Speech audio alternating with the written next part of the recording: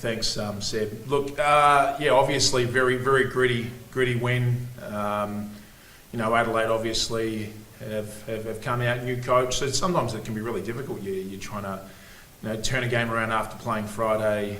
You're looking at video, how much of that video is relevant. I thought we came with a really good game plan as far as how we defend personnel and actions, and the group did certainly a much better job, particularly the last 5 minutes of the third quarter and the fourth.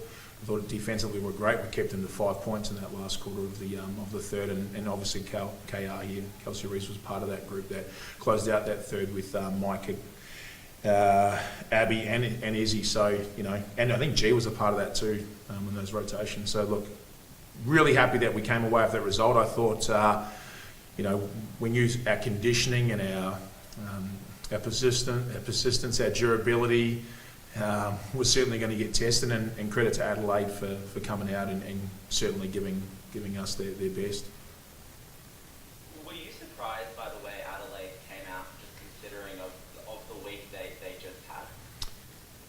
Look, I think, certainly there's, not surprised, they're a talented group. There's some really good players there. Obviously Talbot and Fegan's been great. Obviously Dallas is a rising star in the league and has been playing great basketball. So no surprises as far as what their capabilities are. For us, probably, dialing it back to us and obviously what we do, I just didn't necessarily think, and I say this with the greatest respect, we didn't probably finish some of the assignments that we had defensively, but at the same time they did a great job of capitalising in the moment with the momentum they had and their level of execution. So, Adelaide are a very capable team. So, again, no surprises from my end.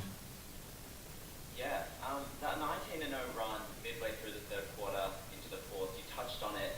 But what was your kind of message to the girls to help them, go on that run and find that momentum? We spoke half-time about which actions we would give us the most profit on the offensive end, and then obviously what defensive adjustments we had to make.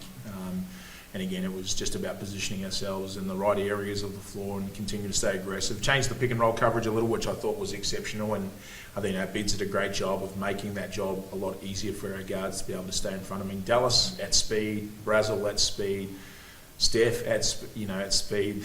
They're really tough covers. So, Biggs did a great job of building the wall defensively behind, the guards that were able to obviously try and stay in front of those players at speed and tempo. So a lot of the messaging was around that and continuing to rebound and finish plays defensively, which the team did a great job of.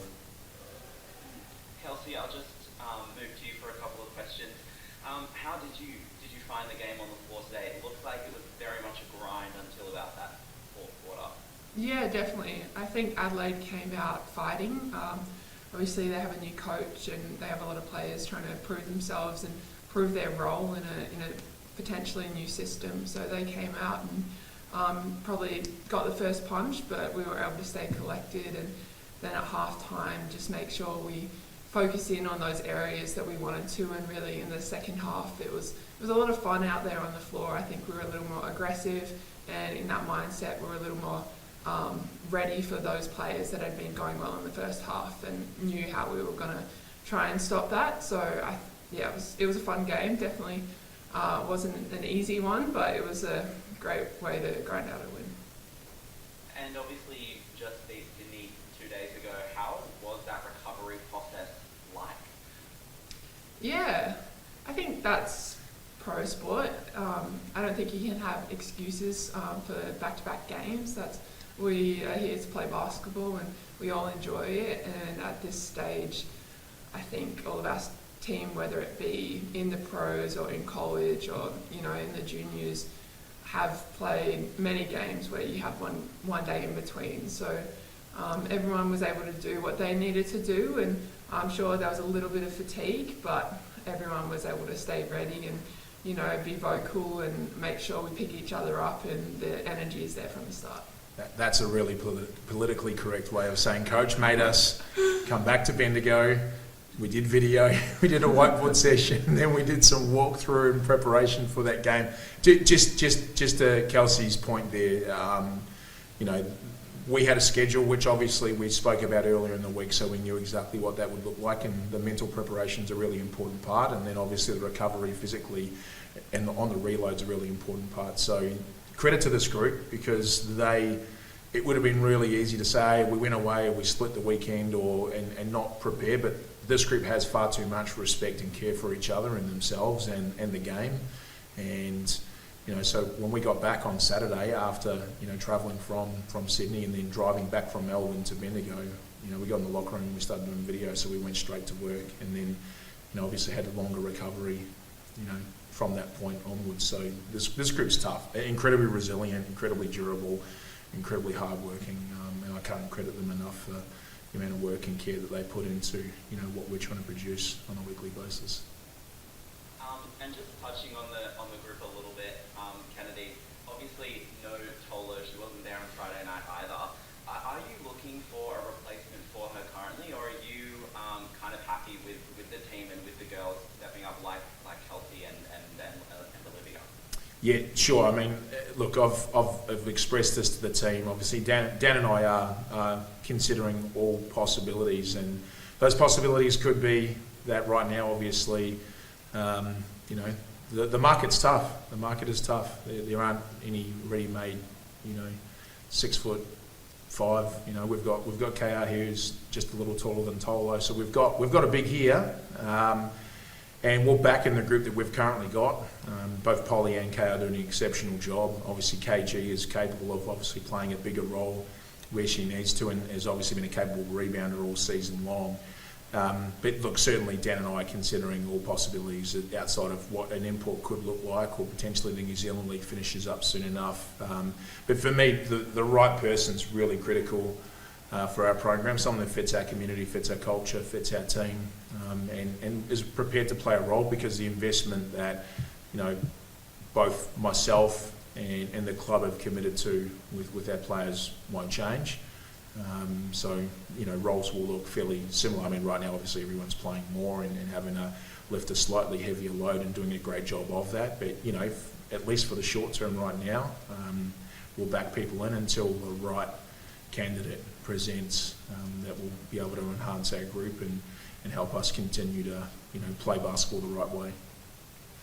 Awesome. That's all the questions I have. Thanks, guys. Just a quick one from me, guys. Obviously in the WNBL, I mean, you're talking about a replacement, and I think Pollard's filling her shoes pretty well, whatever size tall her shoes are. From 22, 17 today, if you remember, like, she's really putting in, and it gives you a different dynamic. Is that something you're expecting to get this much input immediately, or is there going to be an adjustment in sort of moulding her towards more of a Tolo-like, or are you just happy to let her be who she is? Oh, look, I think to answer that question, I mean, I said this in my last presser, we've recruited, in my opinion, two of the best, if not the two best collegiate graduates coming out from Australia, in both Kelsey Rees and Olivia Pollard. And every player in this program is going to have their moment and have their time. And right now, Polly's obviously producing, some great numbers for us. But at the same time, we've got, Kelsey Griffin, KR. We've got some other great players that play roles within this team. And I mean, the great thing about this group is that they'll celebrate everybody's success. So everyone's going to have their moment. Right now, it's Polly stepping up, and in another game, it could potentially be somebody else. I mean, as a coach, it'd be great for everyone to, score. But in this program, we don't care about who's scoring, to be honest. I mean, we obviously need to score to win, because games are 1-0-0, as defensive minded as you want to be. But, for us, it's about producing the right shots. We're really process focused on that, how we generate those shots, how the defence is playing us. And again, different people will step up when needed. But yeah, we're really happy with everyone's contribution, and obviously Polly's in the last couple of games has been great. Last one for me, obviously Callie Wilson in the crowd today. It's good to have her back in the round. Is there any chance someone's trying to convince her of that? Down? Look, I mean, obviously Kelly will always you know, it's probably cemented her place in this program as one of the greats, along with your Gabe Richards, and there's so many other players I obviously could mention. Obviously KG becomes one of those. I mean, Kelly is always welcome to come and lace them up and train with the team. Obviously that's going to be determined on, you know, so many things. I can't speak from experience of having a baby or two, and so yeah, there's obviously some factors there that, you know, I'm not sure exactly what Kelly's intent is right now. Although we have seen it, had a couple of conversations, so you know, maybe she has some inklings to and an itch that needs to be scratched. Maybe 460 something is not quite enough, and you know, she'd be a welcome addition because she's such a great human being and a hard worker, and the experience that she could produce would be amazing. Well, Frank Kennedy, thank you. Thanks.